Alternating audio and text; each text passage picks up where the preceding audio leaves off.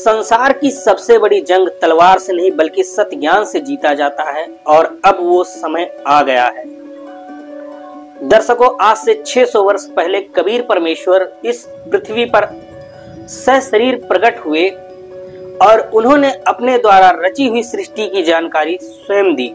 सर्व समाज शिक्षित है, हर व्यक्ति अपने शास्त्रों को पढ़ सकता है क्योंकि आज शास्त्र हिंदी में है।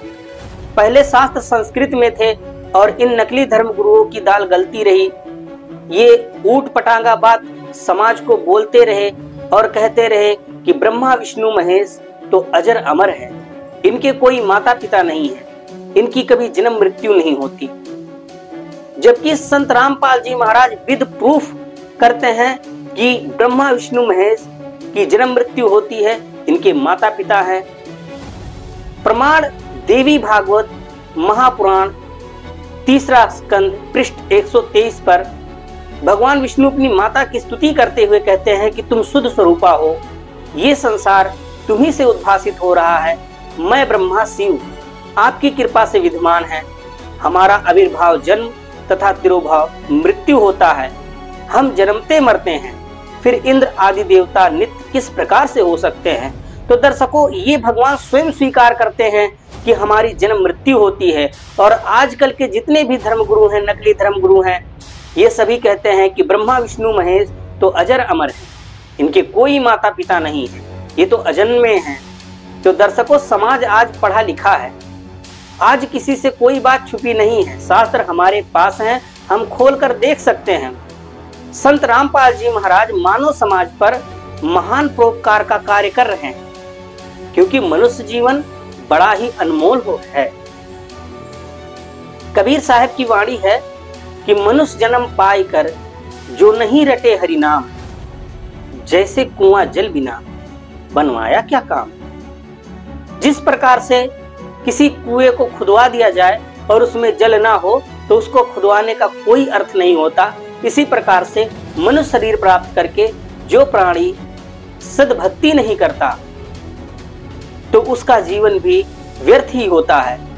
परमेश्वर कबीर जी की अपनी दूसरी वाणी में बोलते हैं, कहे कबीर अंत की बारी जैसे हाथ झाड़ता चले जुआरी। कि जिस प्रकार से जुए में हारा हुआ व्यक्ति हाथ मसलता हुआ चला जाता है और उसके पास कुछ नहीं रह जाता, इसी प्रकार से मनुष्य प्राप्त पुण्य आत्माएं ये भी अपने अनमोल जीवन को बर्बाद कर जाती हैं और अंत समय में इनके पास पश्चाताप के अतिरिक्त कुछ नहीं होता।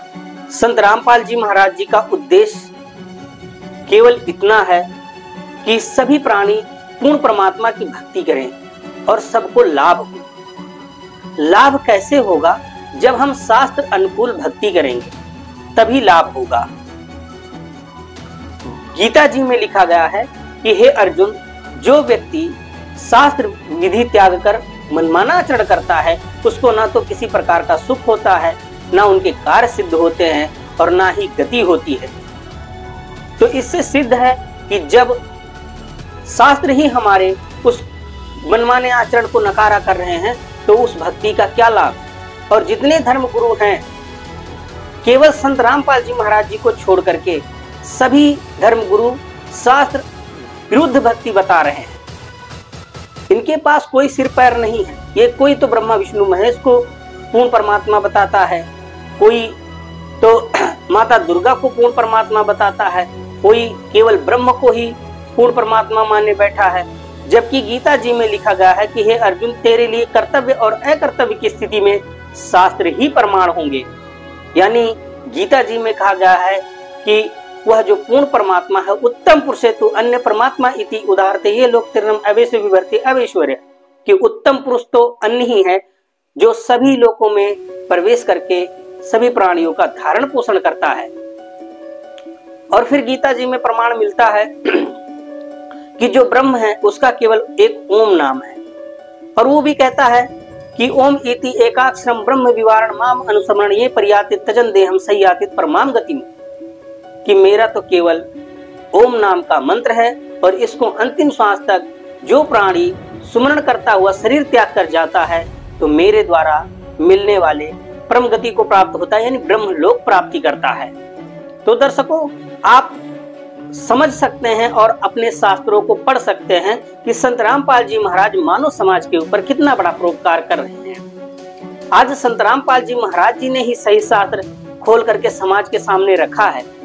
बाकी जितने नकली धर्म गुरु हैं ये तो केवल अपना धंधा बनाए बैठे हैं। इनको किसी के कल्याण से कोई लेना देना नहीं है कि आपका कल्याण होगा या नहीं होगा, आप मोक्ष प्राप्त करेंगे या नहीं करेंगे, इससे इनको कुछ मतलब नहीं है। इनको मतलब है कि आप इनके फॉलोअर बने रहें, इनके पास आते रहें, आप चढ़ावा चढ़ाते रहें, इनकी रोजी रोटी चलती रहे।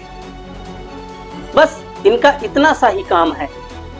बाकी समाज के कल्याण से इनको कोई मतलब नहीं है। समाज कुएं में पड़ो, कहीं जाओ, कोई मतलब नहीं।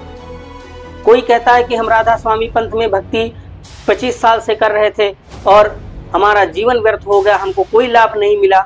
जब से हम संत रामपाल जी महाराज जी का ज्ञान सुने और शास्त्रों को देखा, तब से हमारी आंखें खुल गई कि हमारा तो 20-25 वर्ष ऐसे ही व्यर्थ हो गया।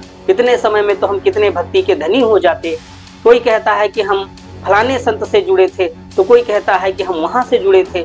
तो दर्शकों, आज समाज पढ़ा लिखा है, हमें अपने शास्त्रों को देखना होगा और संत रामपाल जी महाराज क्या बताते हैं हमें यह भी ध्यान देना होगा, क्योंकि संत रामपाल जी महाराज ही पूर्ण गुरु हैं जो हमें मुक्ति मार्ग प्रदान कर सकते हैं। क्योंकि मोक्ष सबसे कॉस्टली चीज है। मोक्ष प्राप्त करना कोई बालकों का खेल नहीं है। मोक्ष के लिए ऋषि महर्षियों ने हजारों वर्ष तप किया और अपना शरीर गला दिया, और हम केवल एक यह सोचते हैं कि हम कुंभ स्नान कर लेंगे तो हमारा मोक्ष हो जाएगा।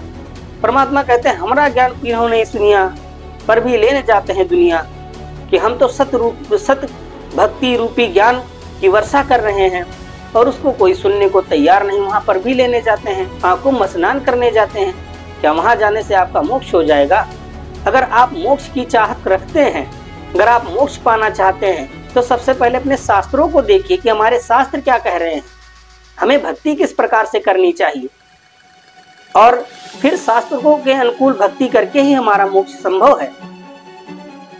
आज समाज में फैल रही ये कुरीतियां, ये बुराइयां